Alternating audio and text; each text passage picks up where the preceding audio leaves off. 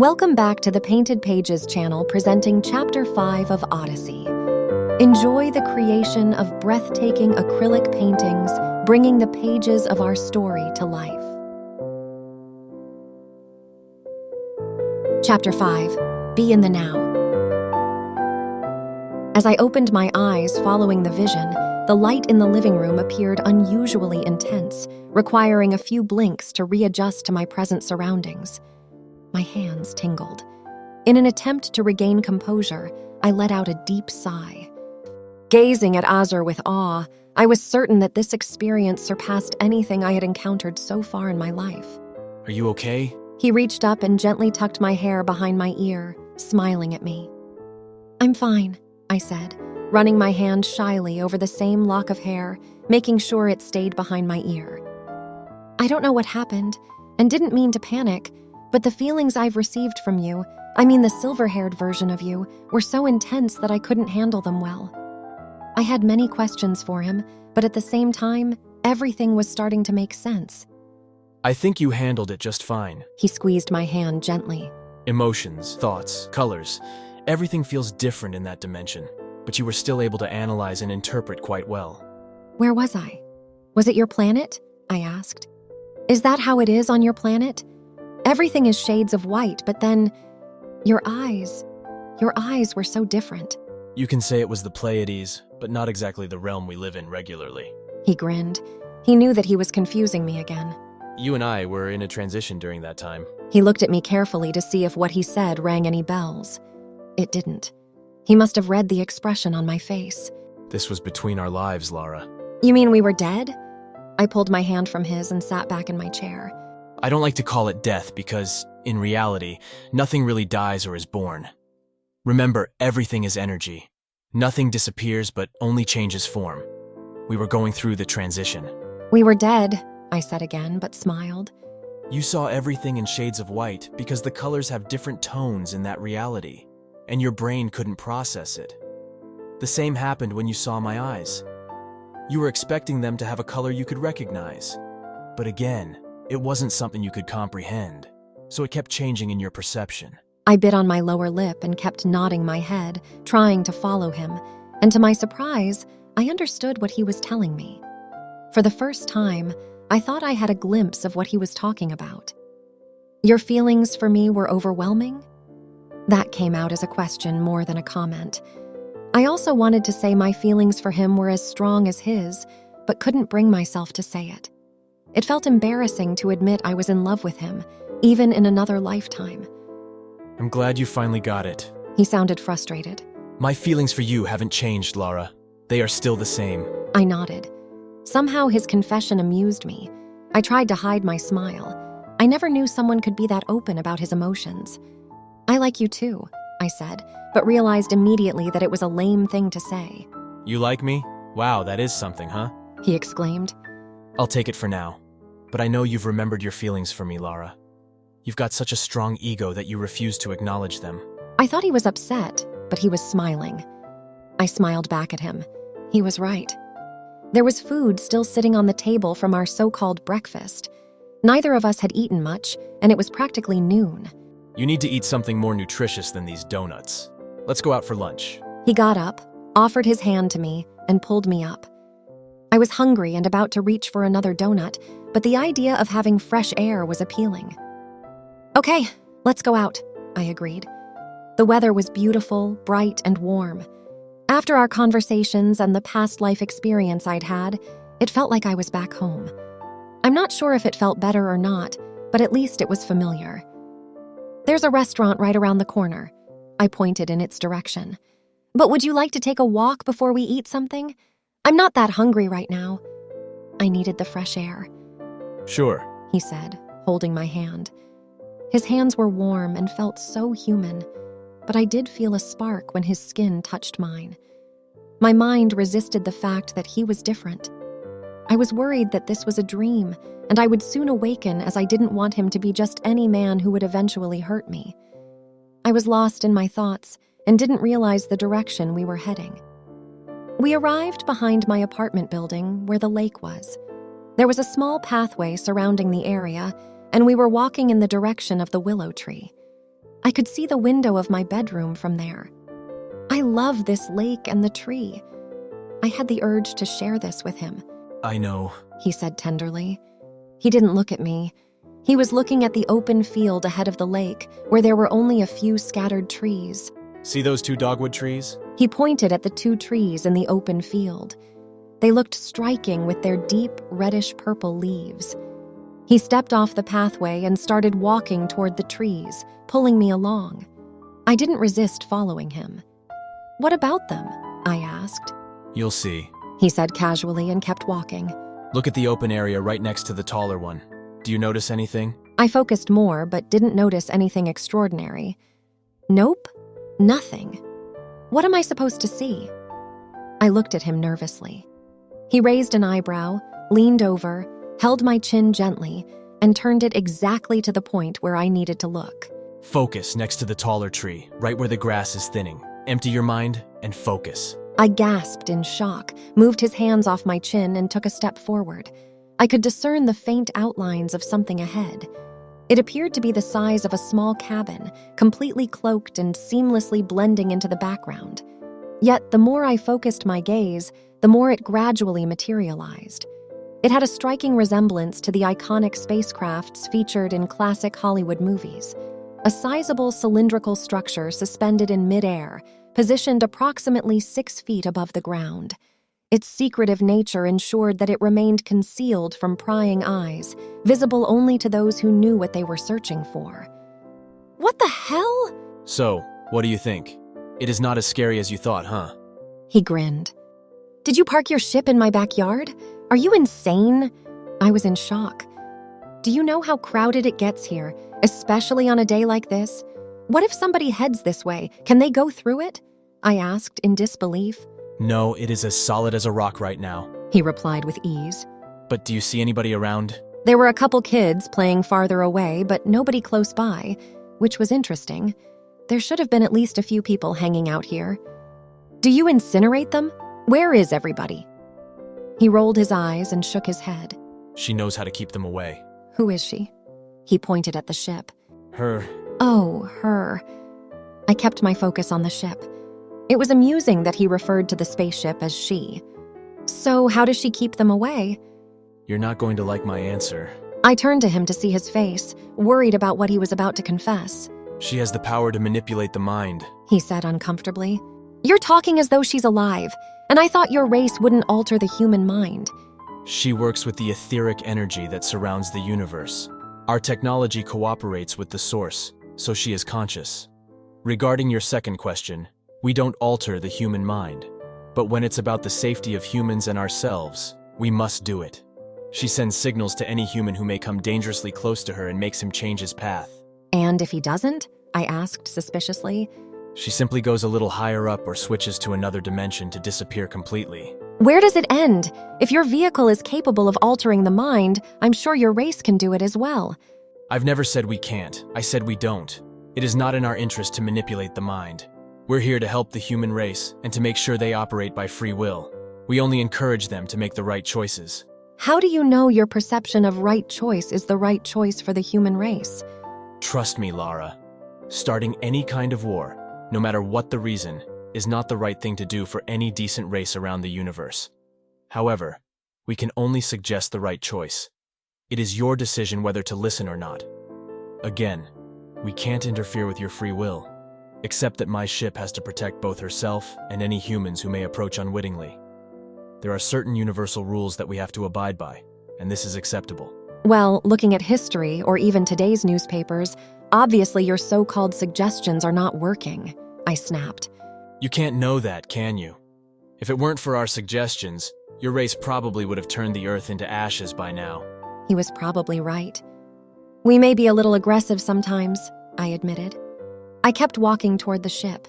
It was intriguing. I couldn't see the color or the texture and could barely make out the edges. I stopped a few feet away from it. "How come it's not telling me to stay away?" You already know she is there, so your mind won't accept her suggestions at this point. And since you've already made up your mind, and it's pretty strong, she can't overwrite it. Plus, she knows you're with me. "She knows?" Yes, I told you she is conscious, and she is completely tuned into my thoughts. I stopped questioning how she operated, as it was hard for me to grasp anyway. Can I touch her? I raised my hand to the side of the ship. Go ahead. I rose on my toes. It looked like I was pointing my hand in the air, but it hit a hard texture. I moved my hand over the surface. It was smooth and polished like my car. The only difference was that it was invisible. Are you going to give me a ride? I asked, jokingly. Tomorrow. He winked at me. Are you serious? I was joking. I'm not. It is part of my plan and part of your education. It might have been the regression I had gone through, or it may have been that facing the spaceship in person gave me the courage. Suddenly, I didn't mind the idea of being abducted by a beautiful alien. I would like that. I smiled at him. I was genuinely excited.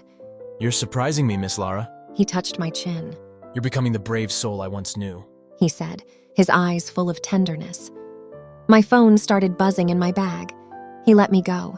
I picked up the phone. It was Anne again.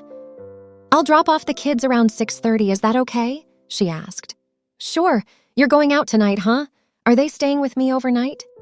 Do you mind? I know it's Saturday and you may have plans later on. No, I replied. I don't mind at all. I don't have any plans. I'm glad I'll get to spend some time with the girls. The truth was, I was stressed out about handling the two kids. It was something I had always found challenging. It would be their second sleepover, and the first time hadn't gone so well. The little one, Kate, wasn't happy about sleeping in a different bed. And the older one, Stacy, didn't like the fact that her little sister wasn't happy. Jack didn't want to go out tonight. He had some paperwork he had to complete for work before Monday, but I told him I needed to talk to him.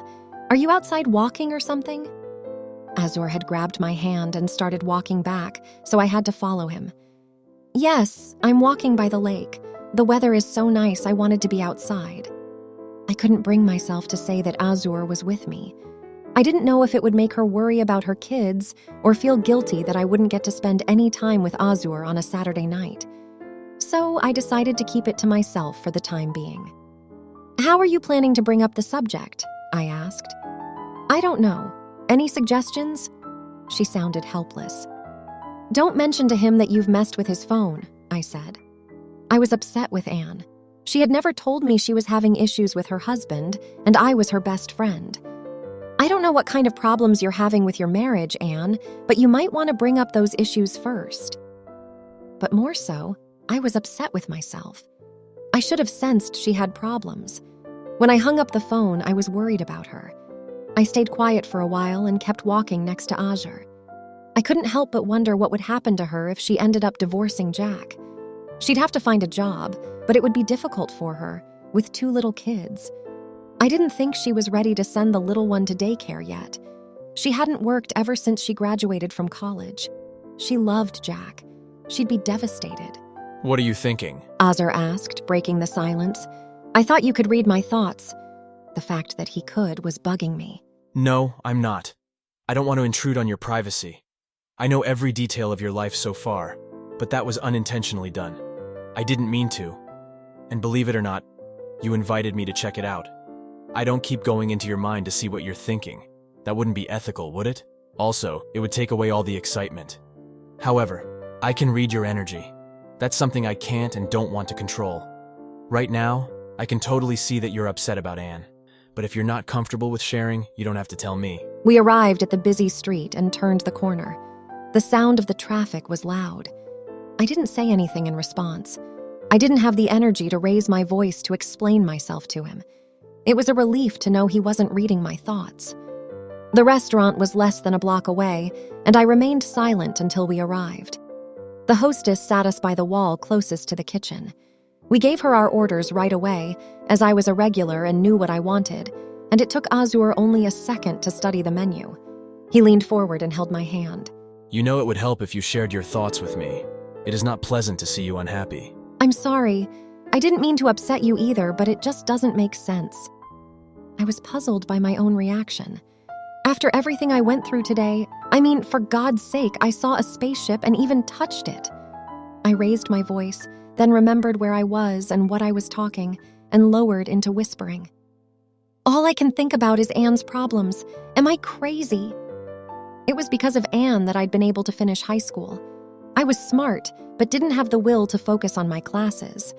I would probably have dropped out of high school if it hadn't been for her. Anne was aware of my problems, and she made sure I attended my classes and studied regularly. She gathered almost every one of her family members to help me through my high school years while I was experiencing all the awkwardness of adolescence. My mom was working 2 jobs, and she didn't have time to be involved with my life. Anne's family became my support. Her parents became my parents. They made sure I made it through high school so I could go on with my life. "You're so smart, Laura," Anne used to tell me. "Let's get this stupid high school over with, and then we'll be admitted to a decent college. Then you'll look at the world from a different perspective, and everything will be better." It was her dream for both of us. We made sure we'd go to the same college, and we were accepted to the University of Georgia. She was also accepted to UCLA in California, her dream school, but she chose Georgia over California. She told me UCLA was too expensive and her family couldn't afford it, but I knew she wanted to be with me, so she could keep an eye on me. Anne and I became inseparable when we were in 8th grade. I'd never liked her before then, and I think it was more a matter of jealousy on my part than anything else. She was one of the prettiest girls in school, and I didn't know her well. We lived in the same neighborhood and took the same bus to school every day, but never spoke to each other. I tried to stay away from her, as I felt intimidated by her. The little I knew about her only reminded me of what I wanted for my life, and what I had was far from it. She had the prettiest house in the neighborhood, and one of her parents would occasionally wait with her in the mornings at the bus stop. Most teenagers would have been embarrassed to be seen with parents, but she didn't seem to mind.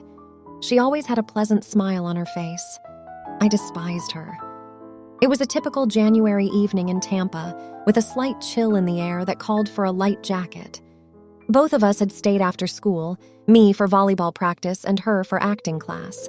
Despite the early hour of around 5 p.m., darkness was already setting in.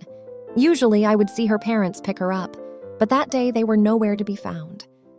She started walking home alone, a familiar routine for me as well whenever I had an after-school activity. My mother couldn't leave work early to pick me up, and since my house was only a couple of miles away, I didn't mind walking. Florida's pleasant weather and the occasional rain never bothered me.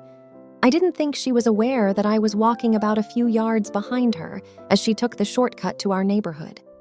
Although I knew the shortcut, I never used it when I walked alone. It was an eerie path, about half a mile, mostly wooded and fenced, connecting to the back entrance of our neighborhood. The fence had openings on both sides, not quite a gate, but rather cracked open, likely the work of the neighborhood teens doing. The whole area was poorly maintained, with 2 houses in the middle of the property still under construction for several months. I was surprised to see Anne taking the path, and a tinge of envy washed over me, compelling me to follow her lead. If she could do it, so could I. She passed by one of the houses, drawing closer to it. That's when I noticed 2 shadows emerging from the front door. At first, she seemed unaware of their presence, but a sound must have caught her attention as she turned her head.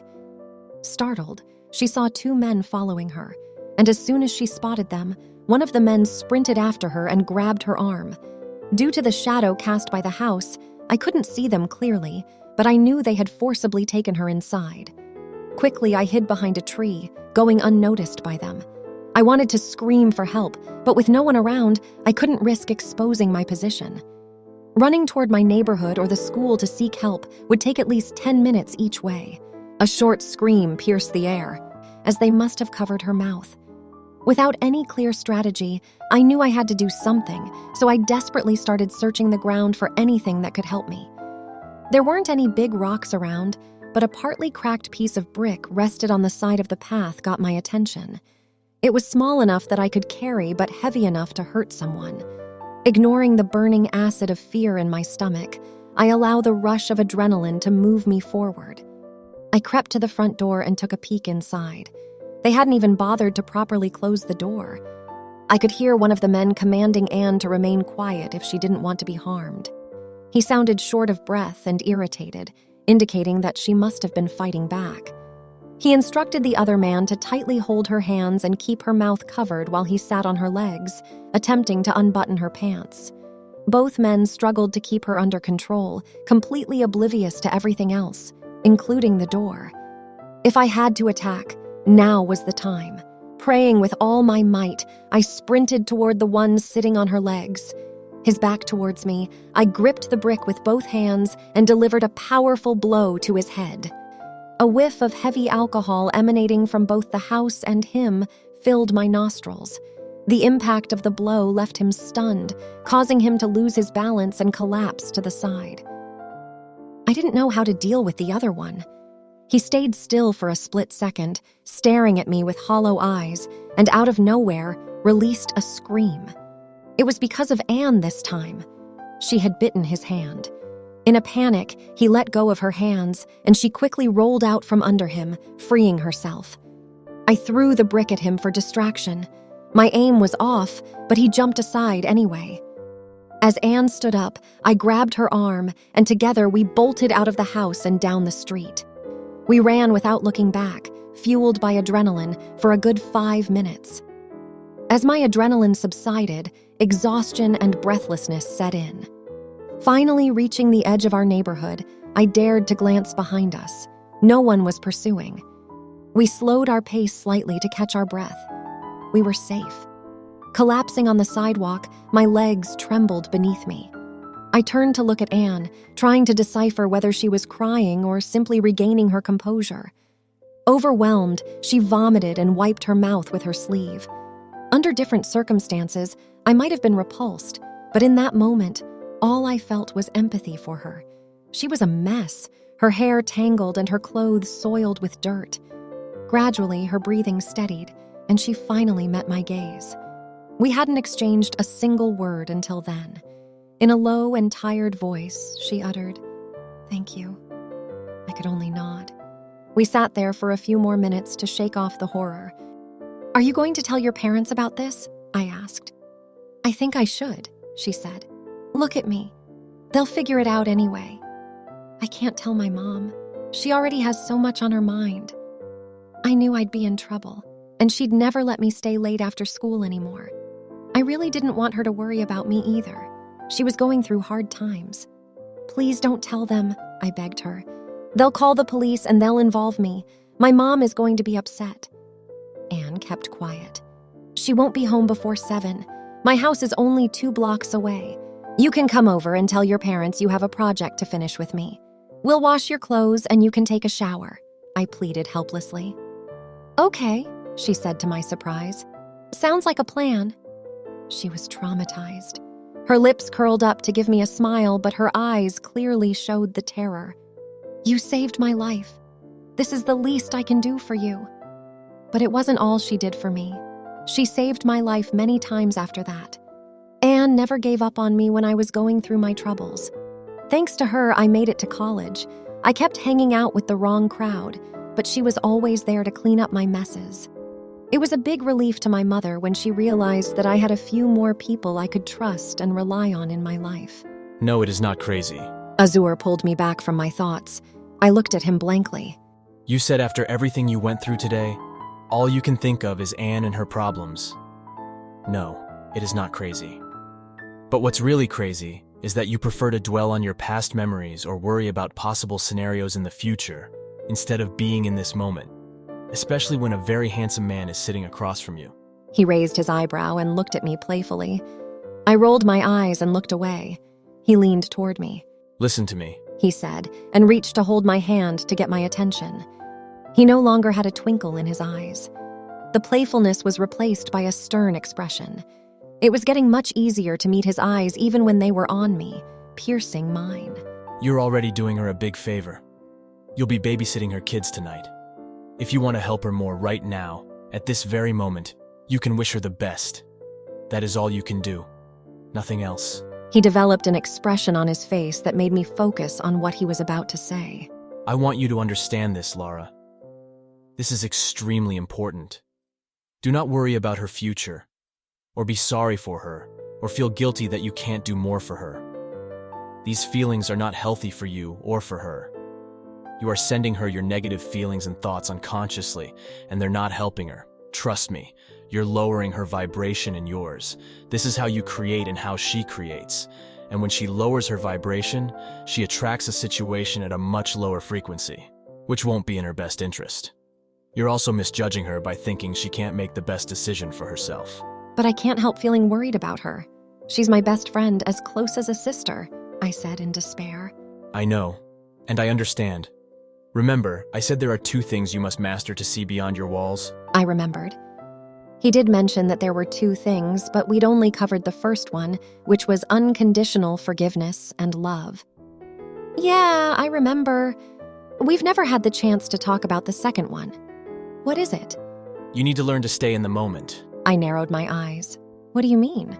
Do not give away your power to future scenarios or to your past memories. This is why you got stuck here for thousands of years in the first place. You forgot to live in the moment and experience the power of now. Instead, you keep choosing to stay in moments that no longer exist or haven't happened yet. Why did you bother to remind me of what I was in my past then? I asked. You should have let me be and leave my past in the past. You even did a past life regression on me to make me remember. I'm not trying to remind you of what you were in the past. I'm trying to remind you of what you are now. You think you're a simple human, but you're also many other things. I'm not telling you to forget your past completely. Your past makes you who you are in the present, but do not let old experiences ruin your moment now or make you worry about the future. Why is the now moment important? Because from your higher self perspective, time doesn't exist. There is only now. It's the only moment you can connect and create for your highest purpose. And it's the only time you cannot create out of fear and worry. Easier said than done, I sighed. I understood what he was telling me. Not entirely, but enough to make some sense of it. However, it wasn't practical. I didn't think it would be practical for anybody. The waiter came with our orders. We waited in silence until he set the plates on the table. I was too lost in my thoughts again to acknowledge the waiter. I looked at my plate blankly, not registering what it was. Azur thanked him politely for both of us. Are you seriously taking me for a ride tomorrow morning? I started the conversation as soon as the waiter left. He nodded. Right after the kids leave. And grinned. I suddenly felt a spasm of worry. Where are we going? I can't tell you that. It would ruin the surprise. I don't think I'm going to be able to sleep tonight. I was no longer excited about the idea. The more I thought about it, the less appealing it became. You're doing it again.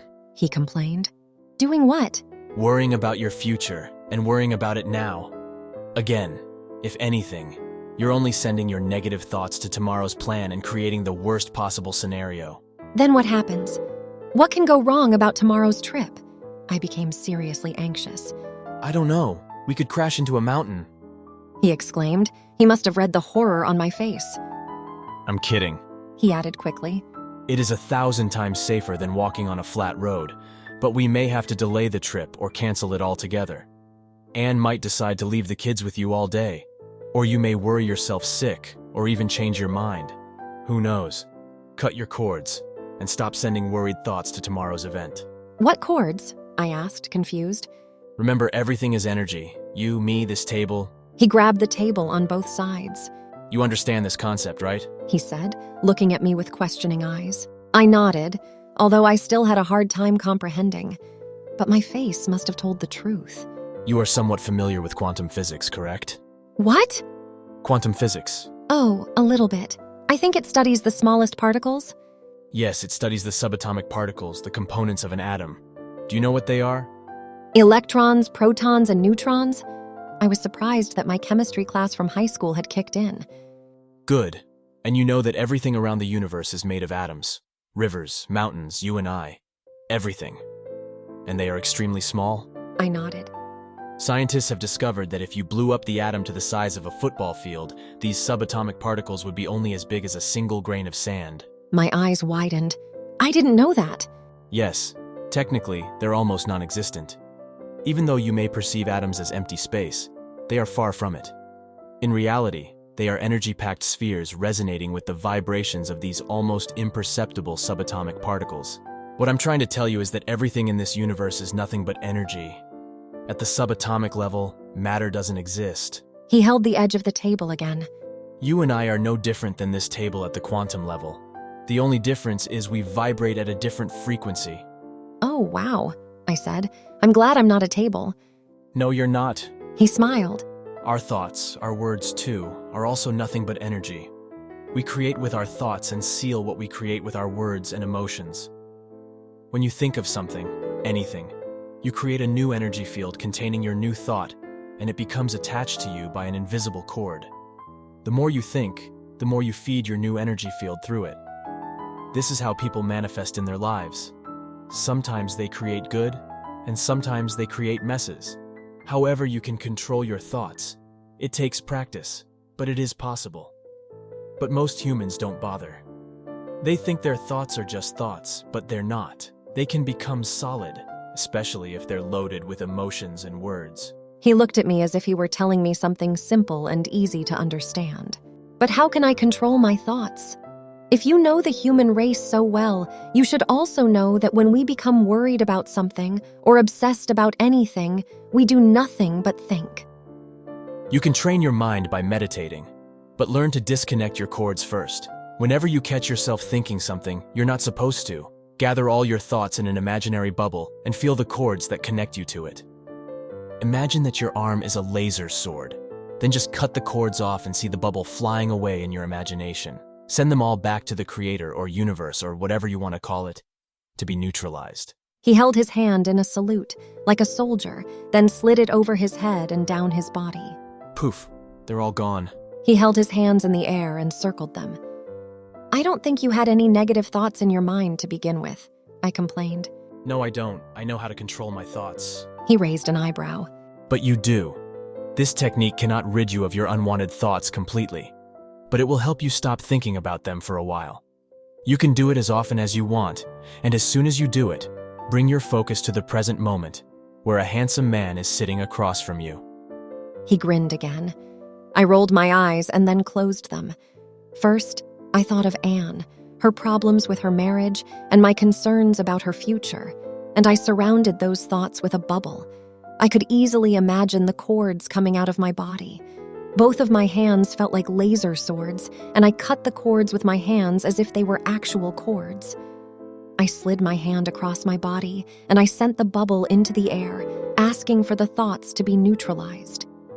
Good job. Azur interrupted me. I raised my hand to stop him. Hold on, I've got a few more. I didn't even open my eyes. One by one, I bubbled my thoughts.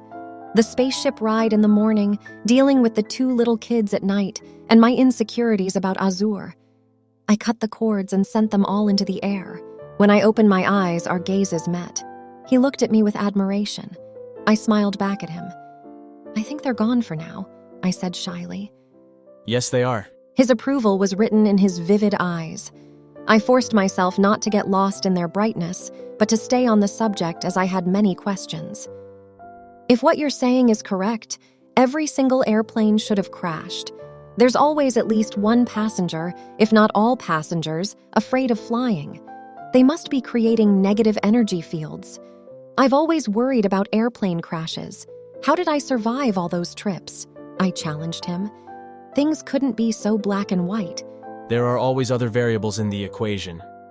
Worry is part of it, but not all of it. The collective minds of the rest of the airplane passengers prevent the crash. Many strong-minded passengers couldn't care less about airplane crashes or death. Private jets? I asked, still skeptical. The pilot might have a stronger will than the passenger. I don't know, Lara. Trust me, I'm not saying I know everything. Everybody has different contracts in life. You may be terrified of flying, but it doesn't necessarily mean that you will have to die in an airplane crash. What it means is, you'll be miserable every time you fly. Or if you refuse to fly, you won't get to see the places you may be dreaming of, and you'll be miserable anyway. Fear and worry bring you nothing but misery. You can't beat death, but you can enjoy the ride while you can. He shrugged and leaned back. I see, I nodded. He had a point, but worry and fear weren't easy to control. Do you ever fear or worry about anything? I asked. I was honestly curious about how he could control himself. It is easier for me. I told you I can control myself in this way. It's similar to talking. You can control what comes out of your mouth, right? Well, mostly you can. It is the same thing for me. I can control what comes out of my mind. I'm a being from the 5th dimension. Everything I think becomes my reality much faster than yours in the 3rd dimension. The first thing we learn is to control our thoughts. This is a must for my kind's survival. He paused for a second, gathered his thoughts, and continued. But sometimes, words might slip out of your mouth, and you may say something you wish you hadn't, right? His eyes were sad, and for the first time, I saw the suffering there. I confirmed, I know people who shouldn't ever open their mouths because nothing good comes out of them. They don't have any filter whatsoever. And yes, I admitted, I do occasionally say things I don't mean. His sad look was replaced with a smile, but I could still read the sorrow in his eyes. Sometimes, for our kind, it is not only about controlling a thought, but it is the knowledge of the unavoidable conclusion of a certain event. It may not be healthy for us. Can't you prevent it from happening? I didn't know what to make of it. No, not the ones that are already set to go and will happen. Humans are unconsciously capable of creating collectively. Even the so-called natural disasters are human creations, and sometimes it gets to the point where there is no turning back. A wave of deep sadness washed over his eyes again and reflected in his voice. Human manifestations become so strong and create such a negative energy field that Earth has to detoxify herself, causing things like earthquakes, floods, and tornadoes. Other man-made disasters, like nuclear explosions and wars, work the same way. They're all manifested by humans. As I told you before, we can't interfere with human thought much. We can only suggest. But humans here on Earth are the most stubborn kind, and knowledge of the result of their actions might not be healthy for our kind. Knowing that it could have been prevented, saving many lives, makes us judgmental. But it is also part of our learning process. It is truly a jungle out here, which makes it so hard even for us to stay on the right track. I hesitated for a second and finally dared to lean forward and hold his hand. I'm sorry we're such assholes, I said. His expression froze for a split second, and then he broke into a laugh. I was glad I could change his mood. I'm not going to deny that. You were supposed to say most people on Earth are asses, except you. You left me wondering for 10,000 years. He raised an eyebrow but smiled. I didn't let his hand go, nor did he let go of mine. He lifted my hand and took it to his lips. A tingling sensation went through my body again. I had never been this happy in my life. You need to go shopping. His words brought me back to the moment. I looked at him blankly. Grocery shopping. For the kids. I don't think you've got anything in your house to take care of them. Cutting my cords really works. I'd completely forgotten about the kids, but grocery shopping was the last thing I wanted to do. I'll order pizza. I came up with the idea, but I wasn't satisfied. I'd better call Anne, I said, finally giving up. I had no clue what to feed them. Anne picked up the phone on the first ring. I need to do grocery shopping. What do you suggest I make for the kids? I asked. Don't worry about dinner. I'll feed them before I drop them off, and I'll bring some snacks with me too. Would you get some organic 2% milk for breakfast? I'll bring the rest. So I still had to head to the grocery store. I needed milk, and I had to shop for my own needs. Would you like to come with me? I asked Azur innocently. Would you think otherwise? He said and smiled angelically. Stay tuned for Chapter 6 and more incredible artwork. Please remember to like our videos and subscribe to our channel.